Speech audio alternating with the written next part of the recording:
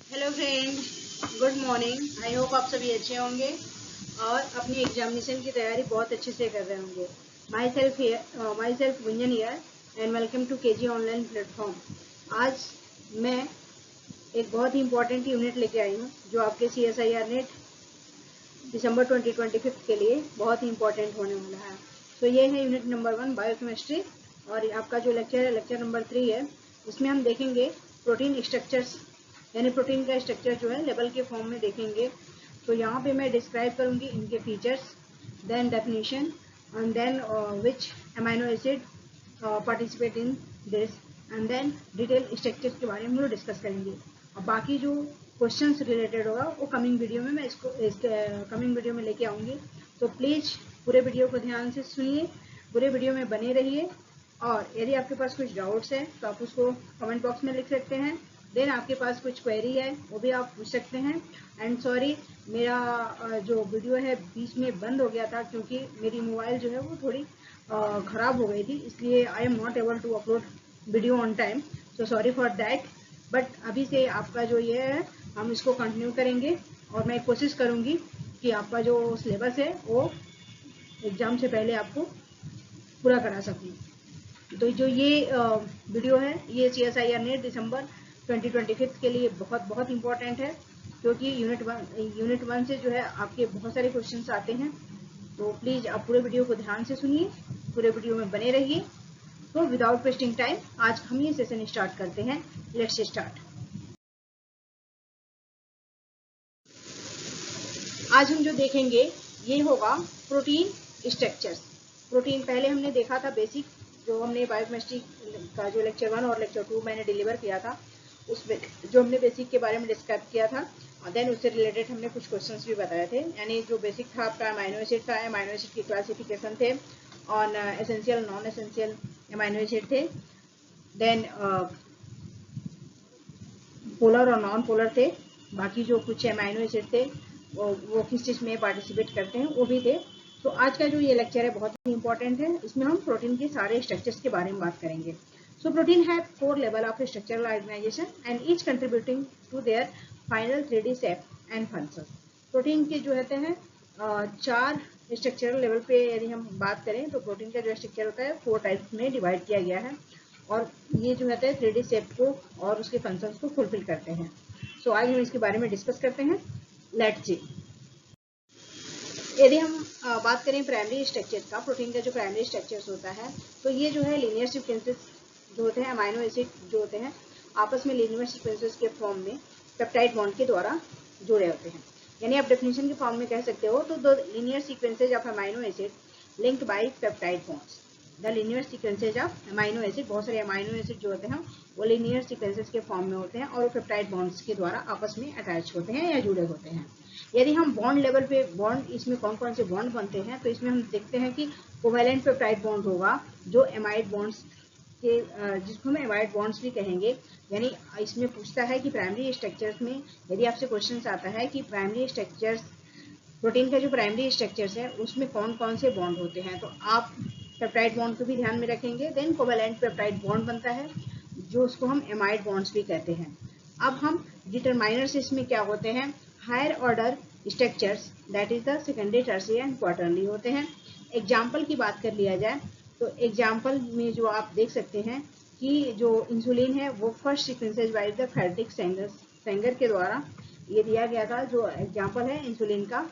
और इसमें जो की पॉइंट्स होंगे वो क्या होंगे, changes in one amino acid, amino acid में चेंजेज हो सकते हैं और उसकी वजह से इसमें म्यूटेशन होगा, म्यूटेशन की वजह से उसमें बहुत सारी बीमारियां होंगी।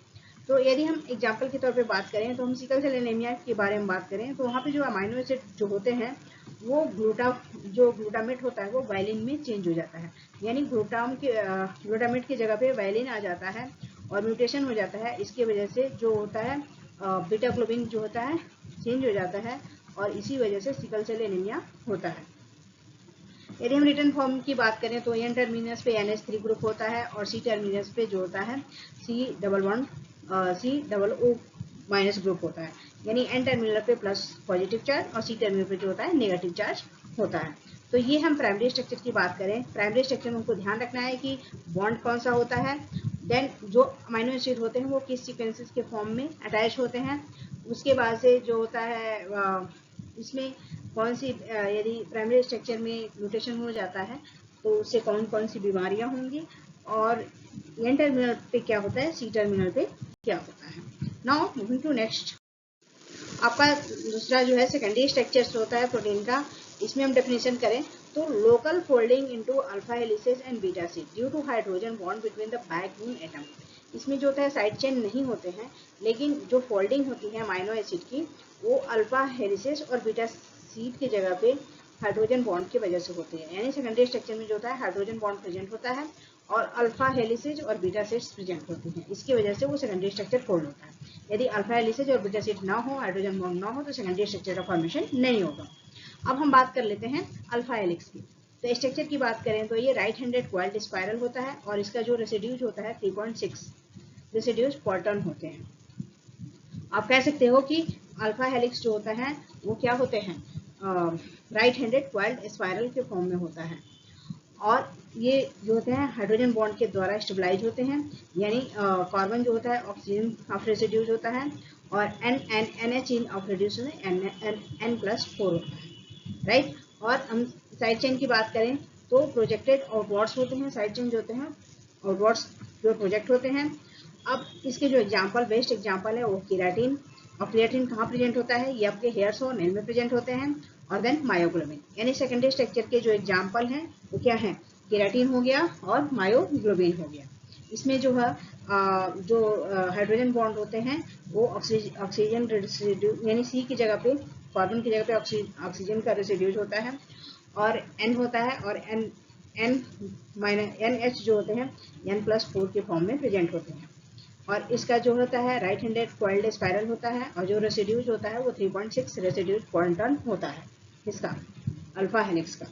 अब हम इसकी फीचर्स की बात करें तो proline disturb alpha helix rigid, ये जो होता है रिजिड स्ट्रक्चर होता है और यहाँ पे जो होता है प्रोलिन प्रेजेंट होता है। एम्फीपैथिक नेचर होता है सेकेंडरी स्ट्रक्चर का, और उसमें जो एम्फीपैथिक स्ट्रक्चर किसका होता है, अल्फा हेलिक्स का।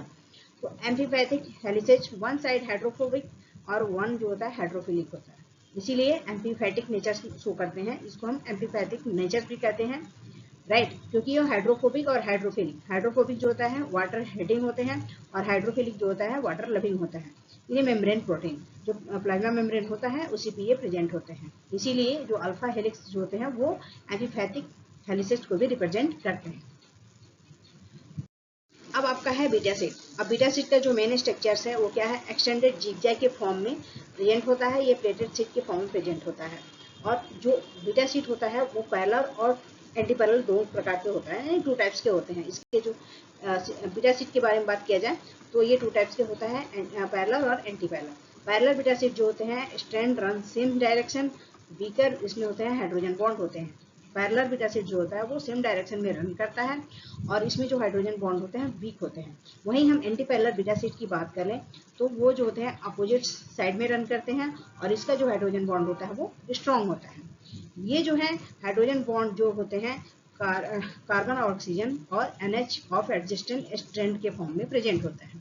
एग्जाम्पल के तौर पे बात कर लिया जाए बीटा शीट का तो होता है सिल्क फाइब्रोनिन और इम्यूनोग्लोबिन ब्रोमिन। इसके दो एग्जाम्पल हैं, बहुत ध्यान से याद कर लीजिएगा। बहुत कभी कभी एग्जाम्पल्स भी आ जाते हैं कि आपको सेकेंडरी स्ट्रक्चर के कौन कौन से एग्जाम्पल्स हैं, 4 ऑप्शन दे देगा, उसमें आपको जो करेक्ट होगा वो टिक करना होगा। तो सिल्क फाइब्रोइन और हीमोग्लोबिन डोमेन यही जो होते हैं क्या होते हैं, बीटा शीट होता है। नाउ मूविंग टू नेक्स्ट, अब है इसके बेसिक फीचर्स जो है बीटा शीट का, टॉन्स और लूप इसमें होते हैं। कनेक्टेड बीटा स्ट्रैंड जो होता है बीटा हेयर पिन प्रेजेंट होता है, उसमें दो फीचर्स होते हैं, टॉन्स और लूप। और अदर हम सेकेंडरी स्ट्रक्चर की बात करें तो बीटा ट्रांस रिवर्सन्स होता है। इसके लूप जो होते हैं शॉर्ट लूप्स होते हैं, 4 रेसिड्यूज विथ हाइड्रोजन बॉन्ड, और ऑफन इसमें जो होता है प्रोलिन और ग्लाइसिन अमाइनो एसिड अटैच होते हैं। यानी बीटा शीट में जो होता है प्रोलिन या तो ग्लाइसिन अमाइनो एसिड प्रेजेंट होंगे। इसमें 4 रेसिड्यूज होता है। और रैंडम कॉइल की फॉर्म बात करें तो ये irregular region without defined structure, irregular region होता है विदाउट डिफाइंड स्ट्रक्चर, इसका कोई डेफिनेट स्ट्रक्चर नहीं होता। नाउ मूविंग टू नेक्स्ट,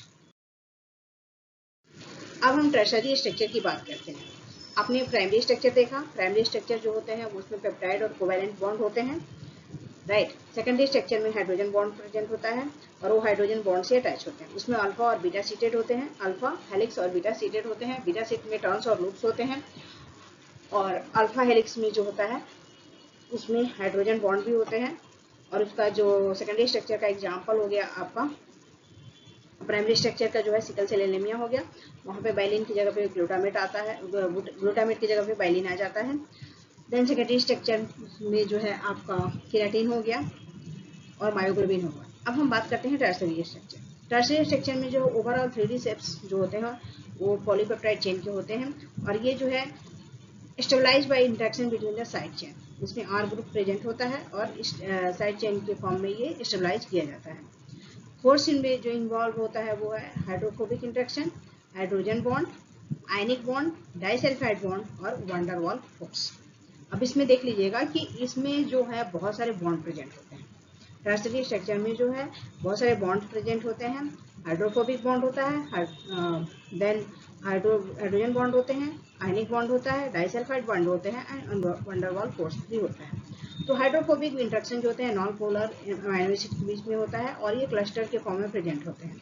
वहीं हाइड्रोजन बॉन्ड की बात करें तो पोलर साइड चेन होते हैं और आयनिक बॉन्ड होते हैं एसिडिक बेसिक इंटरेक्शन जो होता है वो लाइसिन और ग्लूटामेट होता है।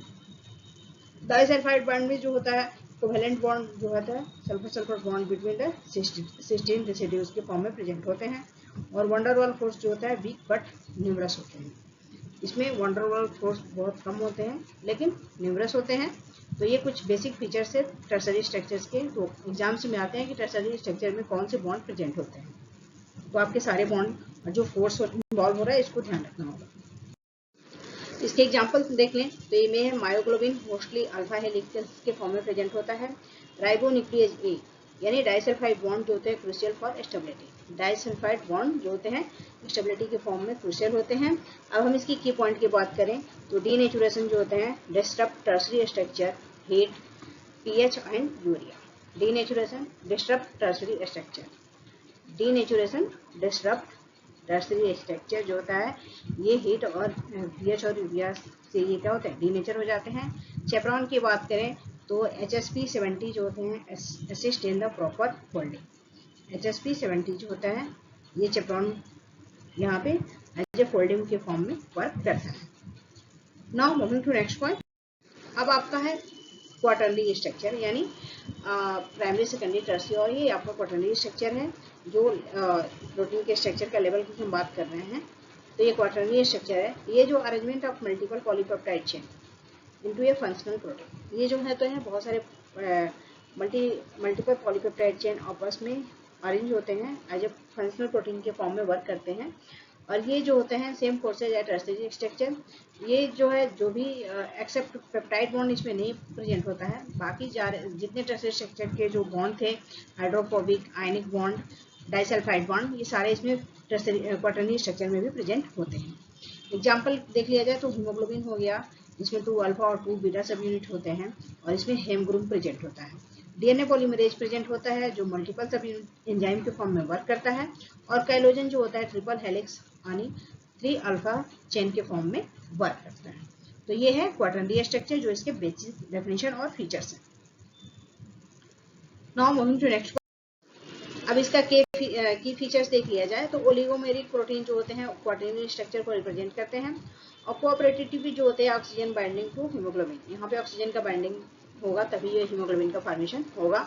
तो ये दो मेन की फीचर्स हैं क्वार्टरली स्ट्रक्चर के, ओलिगोमेरिक प्रोटीन और कोऑपरेटिव। इसमें आप देख सकते हैं कि बीटा अल्फा और अल्फा 2, अल्फा 1 और अल्फा 2, बीटा 1 और बीटा 2 यानी अल्फा सीट और बीटा सीट आपस में अटैच्ड हैं। Now moving to next point. अब यहाँ पे हम समरी देख लेते हैं क्योंकि बहुत से आपने पूरा डिटेल देख लिया कि प्राइमरी, सेकेंडरी, टर्शरी और क्वार्टरली स्ट्रक्चर्स में क्या क्या उसका डेफिनेशन क्या है, की फीचर्स क्या है, एग्जाम्पल्स क्या है, फिर क्या कौन कौन से बॉन्ड प्रेजेंट होते हैं। तो अब हम डिस्कस करेंगे इसका जो समरी देख लेते हैं।